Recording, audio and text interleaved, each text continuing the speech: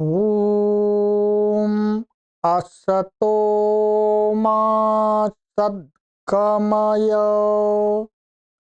तमसो मा ज्योतिर्गमय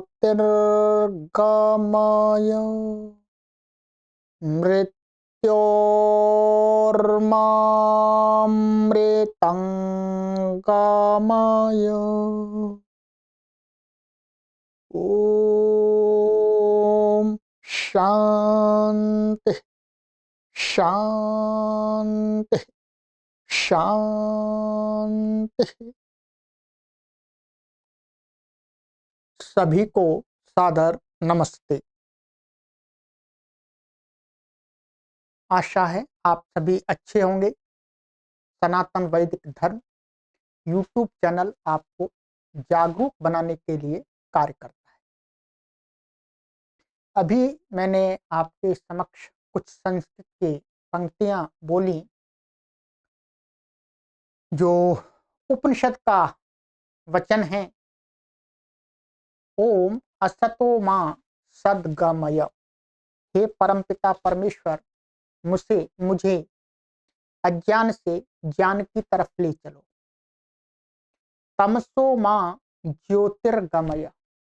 ये प्रभु, हे परम शक्तिमान ईश्वर, आप मुझे अंधकार से प्रकाश की तरफ ले चलो। मृत्योर्मामृतंगमय। हे प्रभु, आप मुझे मृत्यु से हटा करके अमृत की प्राप्ति कराइए।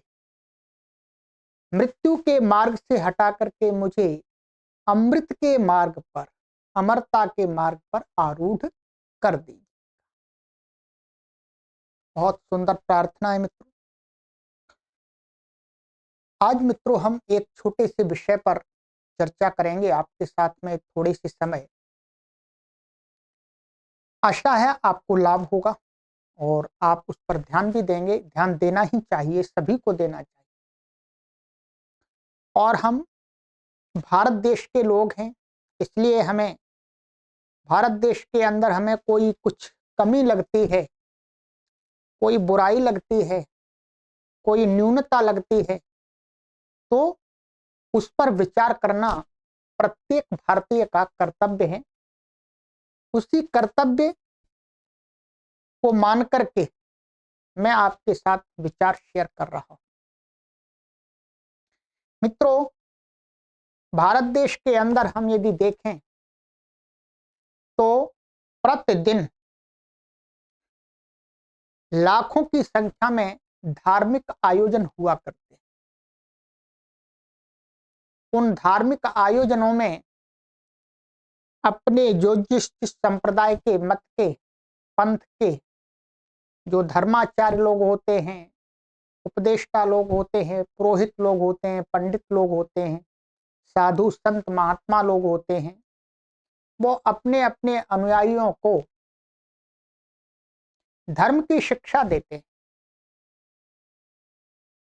धर्म के विषय में उपदेश करते हैं, अनेक दृष्टांत प्रस्तुत करते हैं। परंतु इसके साथ साथ हम ये भी देखते हैं कि भारत देश के अंदर धार्मिक आयोजनों में प्रायः करके जो बड़े बड़े आयोजन हुआ करते हैं उसमें कोई न कोई दुर्घटना घटित हो ही जाती है और उसमें अनेक लोग हताहत हो जाया करते हैं, अनेक लोग मर जाया करते हैं। जो लोग धार्मिक स्थल पर धर्म की शिक्षा लेने के लिए, अपने जीवन का कल्याण करने के लिए, अज्ञान से ज्ञान की तरफ बढ़ने के लिए, अंधकार से प्रकाश की तरफ जाने के लिए और मृत्यु से छुटकारा पाकर के अमरता को प्राप्त करने के उद्देश्य से आया करते।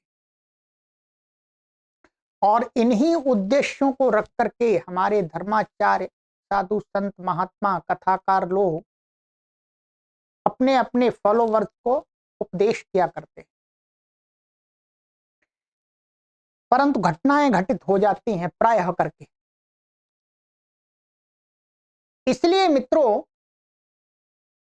जहां पर मानिएगा धार्मिक लोग एकत्रित हुए हों और धर्म की चर्चा करने वाले, धर्म की चर्चा सुनने वाले, धर्म की चर्चा का उपदेश करने वाले लोग जहां एकत्रित हों और वहां पर भी आपस में भगदड़ के अंदर एक दूसरे की बिना चिंता किए हुए उनको रौंद करके मार देना, ये कितना दुर्भाग्य की बात है, बहुत बड़ा दुर्भाग्य। इसलिए मित्रों, मैं आपसे ये कहना चाहता हूं कि हम सभी को धर्म की शिक्षा से पहले, हम सभी को धर्म की शिक्षा से पहले आत्मा को मुक्त करने, मुक्ति पाने की स्थिति से पहले हमें हम सभी को, चाहे हम जो भी उपदेष्टा लोग हैं, हम साधु संत महात्मा कथाकार हैं, हमें अपने फॉलोवर्स को धर्म की शिक्षा देने से पहले उन्हें अनुशासन में रहने की शिक्षा अवश्य देनी हो। हमें उनके अनुशासन, उन्हें पहले हमें अनुशासन सिखाना चाहिए। जो व्यक्ति अनुशासित नहीं है, एकदम सीधा मुक्ति प्राप्ति की इच्छा करता है, उस व्यक्ति को हम क्या कहेंगे?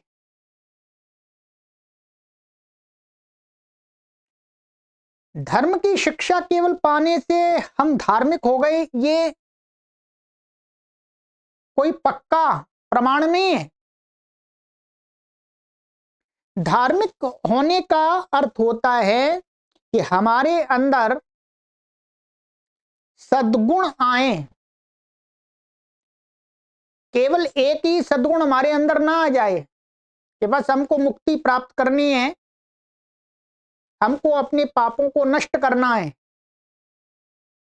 चाहे हमारे पास में खड़ा हुआ व्यक्ति हमारे कारण मर जाए, हमें उधर देखना ही नहीं है, हमें तो केवल अपने पापों को नष्ट करना है और हमें मुक्ति पानी है। इस प्रकार के धार्मिक व्यक्ति कभी भी किसी भी समाज के लिए उन्नति के पथ प्रदर्शक नहीं हो सकते हैं। ध्यान रखिए। अनेक घटनाएं हम देखते हैं, कहीं पर बड़ा भी आयोजन धर्म के नाम पर आयोजन हुआ करता है, वहां पर थोड़ी सी कुछ बात हुई, भगदड़ मच जाती है और लोग एक व्यक्ति अपने बस मुझे दर्शन हो जाए, मुझे मुक्ति मिल जाए, मुझे ये हो जाए, बस मुझे मिल जाए, उसके पास में कोई खड़ा हुआ असहाय व्यक्ति है, वृद्ध व्यक्ति है, कोई माता है, कोई बहन है, कोई बुजुर्ग महिला है, उसकी उसे बिल्कुल भी तनिक भी परवाह नहीं है। बस उसे अपनी मुक्ति की परवाह है, अपने पापों को नष्ट करने की परवाह है, चाहे वो उसके पास में खड़े हुए व्यक्ति उसके पैरों से दब करके मर जाएं। और फिर वो व्यक्ति अपने आप को सबसे बड़ा धार्मिक कहे, तो इससे बड़ा दुर्भाग्य हमारा क्या होगा।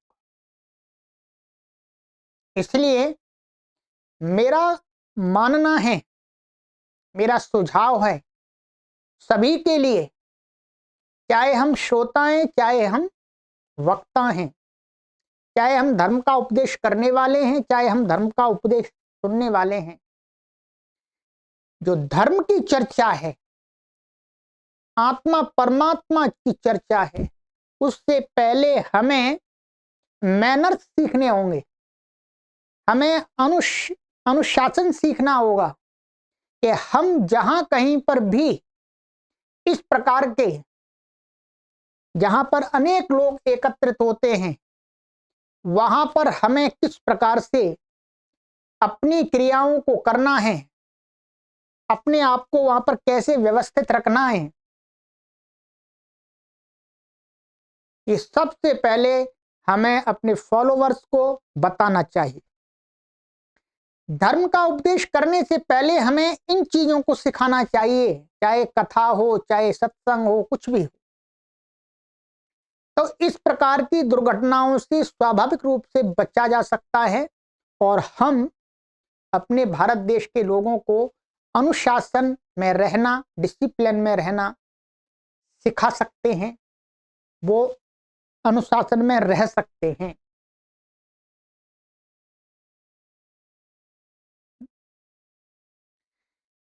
चाहे एक स्थान पर करोड़ों लोग इकट्ठे हो जाएं, परंतु उन व्यक्तियों के अंदर अनुशासन की भावना है तो वहां पर कोई भी दुर्घटना नहीं हो सकती।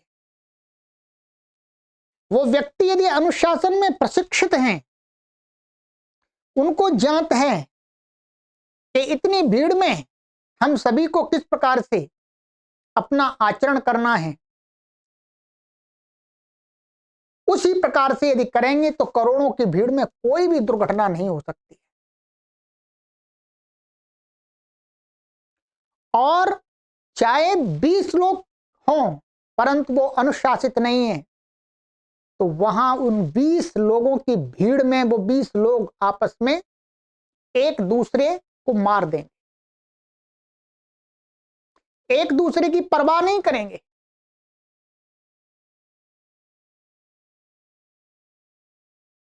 इसलिए इस भारत देश के अंदर आज भी इस 21वीं शताब्दी में भी धर्म की शिक्षा से पहले डिसिप्लिन की शिक्षा परम आवश्यक है। धर्म की शिक्षा से पहले अनुशासित रहने की जो बातें हैं उनको जानना, उनको जीवन में अपनाना परम आवश्यक है।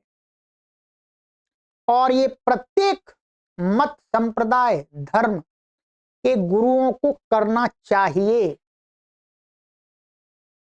उनके पास जो भी श्रोतागण आते हैं उन श्रोतागणों को मोक्ष, मुक्ति, आत्मा, परमात्मा,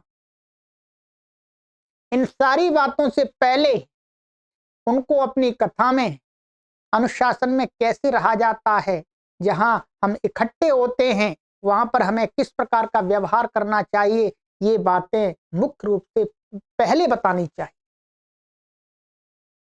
और संकल्प दिलाना चाहिए कि यदि आप अनुशासित नहीं रहना जानते हैं, यदि आपके जीवन में अनुशासन नहीं है तो आप कोई मुक्ति नहीं प्राप्त कर सकते। साफ स्पष्ट शब्दों में कहना चाहिए, मुक्ति की प्राप्ति के लिए, आत्मा के पापों को नष्ट करने के लिए मनुष्य को सबसे पहले अनुशासित होना पड़ता है।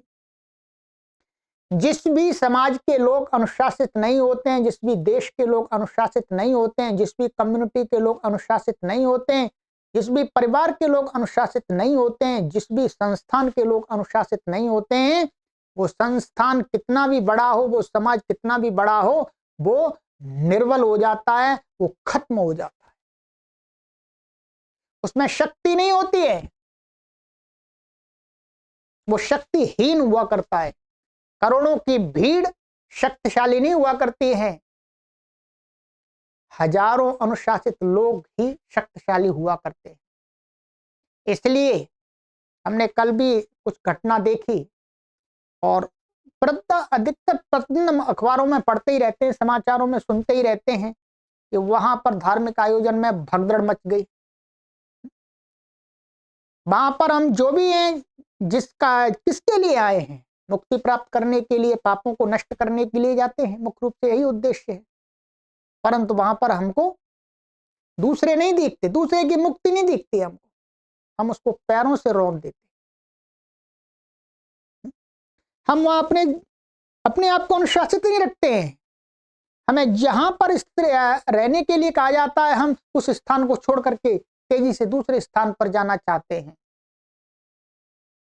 तो मित्रों, हम आप सभी से यही निवेदन करेंगे कि हम सभी स्वयं अथवा अपने फॉलोवर्स को धर्म की शिक्षा देने से पहले अनुशासन में रहने की शिक्षा अवश्य दें और उनसे संकल्प कराएं कि आपके पाप तभी नष्ट होंगे, तभी आपको मौनी अमावस्या पुण्य फल देगी, तभी आपको गंगा माता का स्नान फलदायक होगा, तभी आपको तीर्थ सफल होंगे जब आप पहले वहां पर अनुशासन के साथ में जाएंगे, वहां पर अनुशासित रहेंगे। अन्यथा आप पर जो भी देवी देवता हैं, परमात्मा हैं, वो रुष्ट हो जाएंगे, आपको कष्ट देंगे। ये शिक्षा अवश्य देनी चाहिए। केवल ये शिक्षा हमें नहीं देनी है कि केवल हमें स्नान करने से ही, दर्शन करने से ही मुक्ति मिल जाएगी। नहीं, पहले अनुशासन की शिक्षा बहुत जरूरी है, बहुत जरूरी है। तो आइएगा मित्रों, मैं निश्चित रूप से कह सकता हूं, जिस भी धार्मिक स्थल में अनुशासित लोग एकत्रित होंगे, चाहे करोड़ों की भीड़ हो, वहां कोई भी दुर्घटना नहीं घटित हो सकती है। इसलिए धर्म से पहले हमें अनुशासन की शिक्षा देनी ही चाहिए। तभी तभी हमारे जो शास्त्र हैं, उनका जो ज्ञान है, वो हमारे जीवन को सफल बना पाए। जो व्यक्ति अनुशासित नहीं है, उसको कोई भी शास्त्र कुछ भी नहीं कर सकता। उसका जीवन, उसका समाज, उसका देश, उसका घर परिवार सब दुखी रहे। चलिएगा मित्रों, इन्हीं विचारों के साथ मैं सभी धार्मिक लोगों से यही निवेदन करूंगा, गुरुओं से, कथाकारों से, सत्संग करने वाले लोगों से, और जो भी लोग हैं, हम स्वयं अथवा दूसरों को ये अनुशासन में रहना अवश्य सिखाएं। और जहां पर इस प्रकार के आयोजन में हमें जाना हो, वहां पर तो हमें अवश्य ही अनुशासन में रहना चाहिए। चलिए, आपको मेरी बातें अच्छी लगी हो तो दूसरों को भी शेयर कीजिएगा, स्वयं उनका अनुसरण कीजिएगा। हमें अपने आप को व्यवस्थित बनाना है। केवल इतने ही मात्र से काम नहीं चलेगा कि हमारे पास वेद हैं, उपनिषद है, गीता है, रामायण है, महाभारत है, और भी हमारे पास ऋषियों का ज्ञान है, इसलिए हम विश्वगुरु कहलाएंगे। ऐसे विश्वगुरु हम नहीं बन सकते हैं। पहले हमें अनुशासित रहना सीखना होगा, जो हमारे वेदों की शिक्षा है। मुक्ति की प्राप्ति उसी व्यक्ति को होती है जिसका जीवन अनुशासित होता है। सभी को सादर नमस्ते।